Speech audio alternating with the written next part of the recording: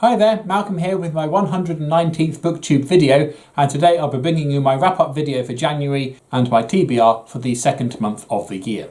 And no, I'm not going to try and say it. Two whopping great piles to get through, so let's get cracking. First up, I finished Star Wars Rebellion Book 3 Small Victories, the final Star Wars graphic novel in my collection, and accepting the extra bit that features in the Vector crossover series, this is the last volume of the Rebellion series. In it, a rebel ship, including Luke and Leia, comes out of hyperspace early and they discover an Imperial refueling station. Seeing the opportunity for what it is, they decide to go for it, knowing that the chances of survival is very small. Now, as actually features on one of the minor characters, particularly Dina Shan, who is featured prominently throughout the Empire series and in the first book of the Rebellion trilogy here. She's having second thoughts, not about the rebellion, but about being part of it, and finds herself in a die-hard style adventure where it's up to her to save the day. Quite an enjoyable story. My only gripe really is it doesn't really have much to do with the previous volume. Book 2 really is the wild card of the series. It does have a bit more link to the rest of the series than I thought, but it still is a very different story rather than a continuation of Book 1, and this one has nothing to do with Book 2. So there is that disjointedness between each individual volumes. And of course, being the final volume, again not counting Vector, it's, Dina Shan's a great character and all, but this is the last we see of her, and that's it. But I would like to see more of her particularly, and some of the other characters as well. The artwork matches the action, it's quite exciting, quite dynamic. I quite liked it. Buy it. And after that, I then read Star Wars Honor Among Thieves by James S.A. Corey. Or rather, I finished it. Now, I've read most of this in December, I just ran out of month, so I finished it off in the beginning of January. Set just after A New Hope. Han Solo is still not really part of the rebellion. He's there for the money, but he has no particular loyalties, though he does have some personal ties to the characters from A New Hope. And in this one, he's sent to a planet to collect a rebellion agent, going by the name of Scarlet Hark. And of course, things don't go right at all. Everything that could go wrong goes wrong. And he's now on another adventure, this time with Scarlet. I really enjoyed the character of Scarlet. What I really appreciated was the front cover here actually features her as one of the main characters. There she is, just behind Han and in front of Leia. In so many of these Star Wars books, we have other characters introduced, being significant in the book, but we have the main crew wielding lightsabers and pointing guns, and they're barely in it. So it's really nice to have the characters in the order of appearance, really. Luke and Leia are right at the back. They're in it a little bit, they're not in it very much. Han's the main character, and Chewie and Scarlet are his supporting characters, as arranged on the front cover. So I really appreciated that, just from the cover aspect. Okay, ignore the legends bit at the top. And I really enjoyed the story. It felt like a proper Star Wars story. It's full of adventure, excitement, Star Warsy stuff, as they go from one crisis to the next, to the big finale at the end. I'll say the big reveal was perhaps a little silly, but a lot of Star Wars is very silly, and so it fit right in. Booktastic. And after that, I then finished reading Captive Universe by Harry Harrison. I read this one to my wife. We haven't done a video yet, but we are planning to do a joint video, and when I've done that, I'll leave a link in the description box to that. So you have to wait for that one to find out what we thought of this. And after that, I then read Bird Box by Josh Malerman. This is my book of the month, and so I've done an individual video on that one. That does exist. I'll leave a link to that below. Go check that out to find out what I thought of this one. And after that, I then read Doctor Who The World Shapers, a 6th Doctor graphic novel adventure. Having finished on my Star Wars, I needed something else. My wife kept saying, read this, it's really good. So I did. This is a collection of, I think, 8 stories in the Doctor Who world that were all published in the Doctor Who magazine and collected in these really big issues. And this one, the 6th Doctor, that's Colin Baker, and his companion Perry, and his non-TV companion Frobisher, who usually takes on the form of a penguin. He's a shape changer, but he particularly likes being a penguin, as they go on some adventures. The artwork's in black and white, a little bit basic, but you can tell what's going on. It shows the action very clearly. I'm not a fan of black and white, but I understand at the time that it's cheaper to print it in black and white. I mean, you get full colour nowadays. But I completely understand why they're in black and white, but for the binding they could have coloured them. It would have improved them a lot. The stories themselves were okay. Some I thought were a bit meh. Some were fine, and there was a couple of really good ones in here. I'm not going to go through them all today, but I will leave a link to my blog where I have gone into a little bit more depth about each of the stories in that. But overall, I found it worth reading.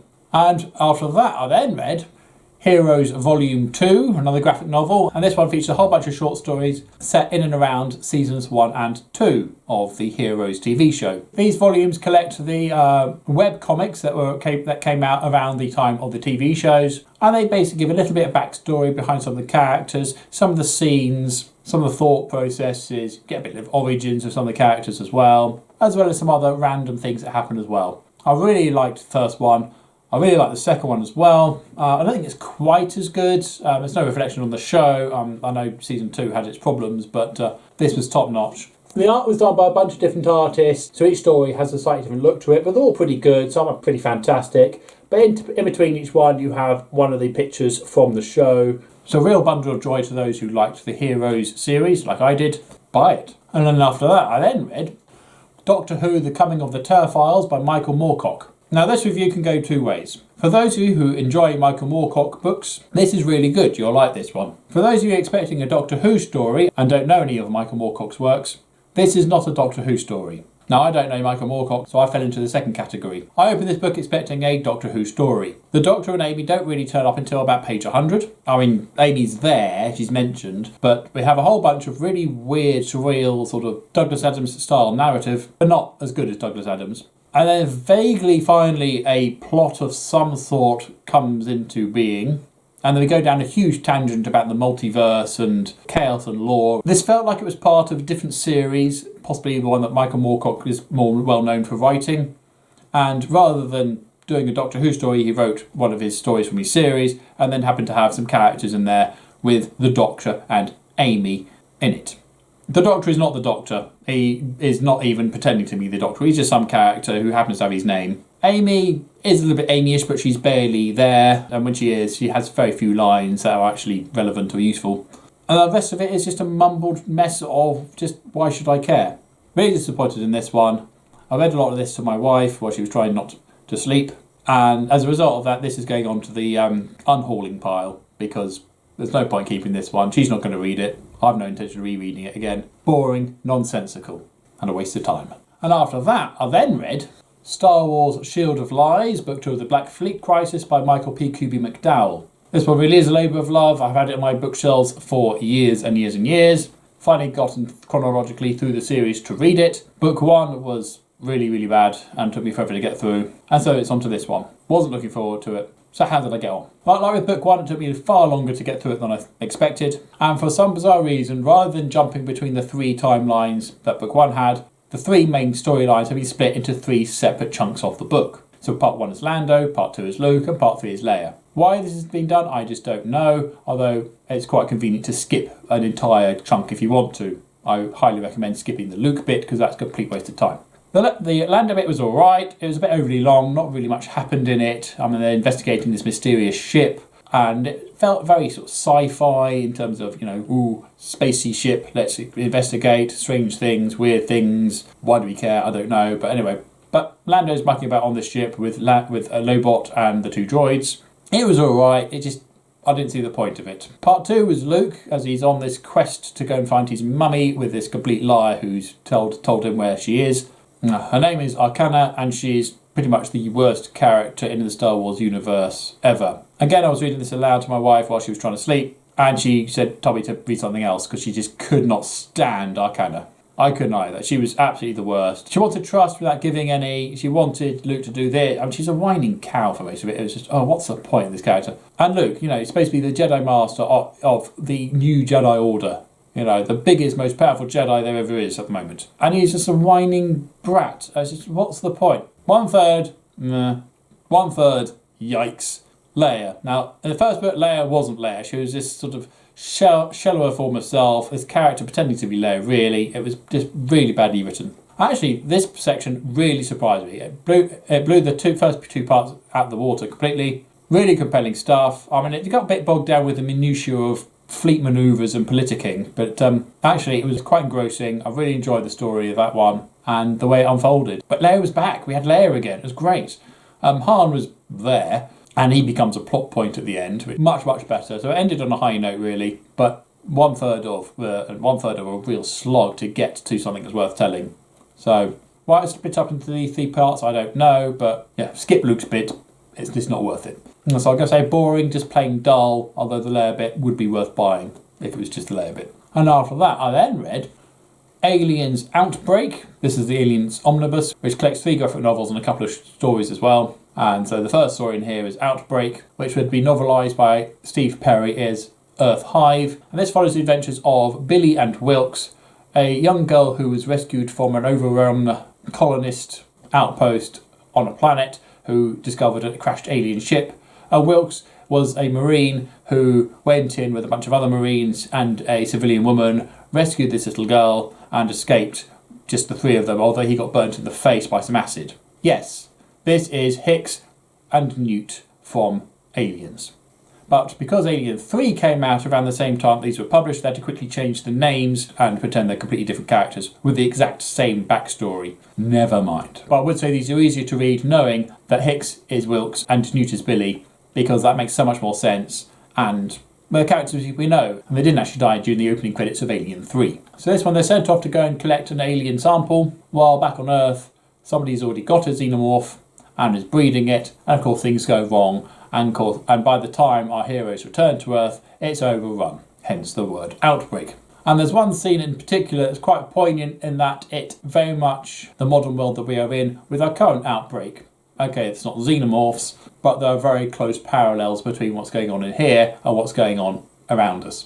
The artwork was okay, it's a bit washed out, but it was fine for what it is. I can tell who everyone was. And as usual in these things, Hicks's facial wounds don't look nearly as bad as they really could have done. I'd read the novelisation first, and I felt that this was a bit thin in comparison, but really enjoyed it though, but found it was worth reading. And after that, I then finished reading The Last of the Sky Pirates. This is book 1 of the Rook sequence from the Edge Chronicles by Paul Stewart and illustrated by Chris Riddle. So we completed the Twig sequence, now it's Rook's turn. This is a few decades later.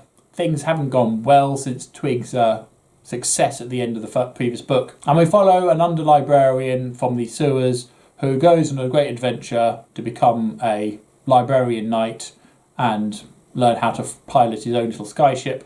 And it's has a pretty decent little fantasy adventure. It introduces the world. It's a different world to the one that Twig was in. Oh, it's the same world, it's just changed a lot. They go on an adventure, so we go to various places, see different things, and experience different situations. And then we learn how to be a librarian knight, and there's a great return, and there's a thing that happens at the end. There's no great reveal, there's no big twist. There's a slight twist, but you see it coming a mile off, you are forewarned about it. And there's a surprise character who pops up, I suppose. And this played quite nicely. It was a bit meandering, but a pretty solid fantasy, to be honest.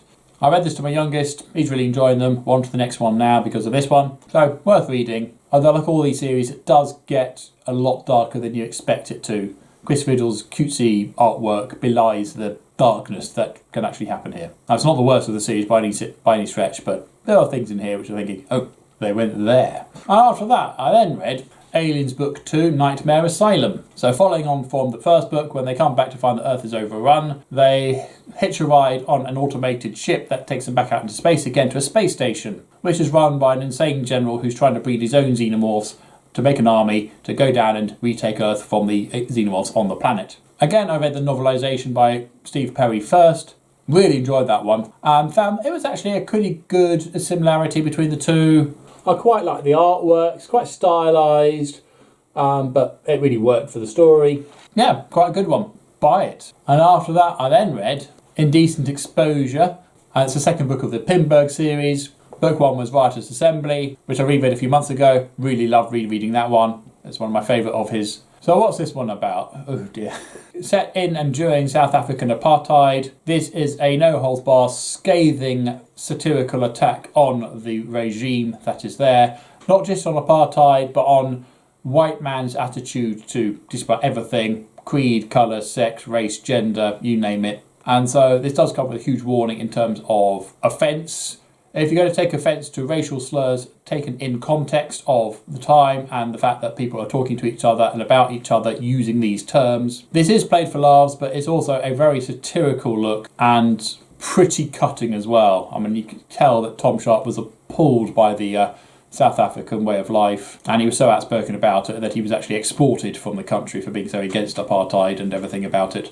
nothing is to ruin here. He will attack it all full front without any concerns whatsoever. So in this one, Commandant Van Heerden goes on holiday, and in his absence, Lieutenant Verkramp takes it upon himself to fix the policeman in his charge from having relations with the native women by showing them nude pictures of them and electrocuting them in certain areas as an aversion therapy, while simultaneously arranging some sabotage ring to bring out some saboteurs, which massively backfires, no pun intended there. And meanwhile in the countryside, the Commandant is having his own misadventures, is eventually summoned back to Wyrmberg to face the chaos that's going on there, and wondering if his job's worth it. Not nearly as funny as the first one, but an absolutely excellent book. It's not really here for the laughs this time. It's here just to see how bad people are, really. Buy it and read it carefully. I think it's a really important book. So that's what I've read.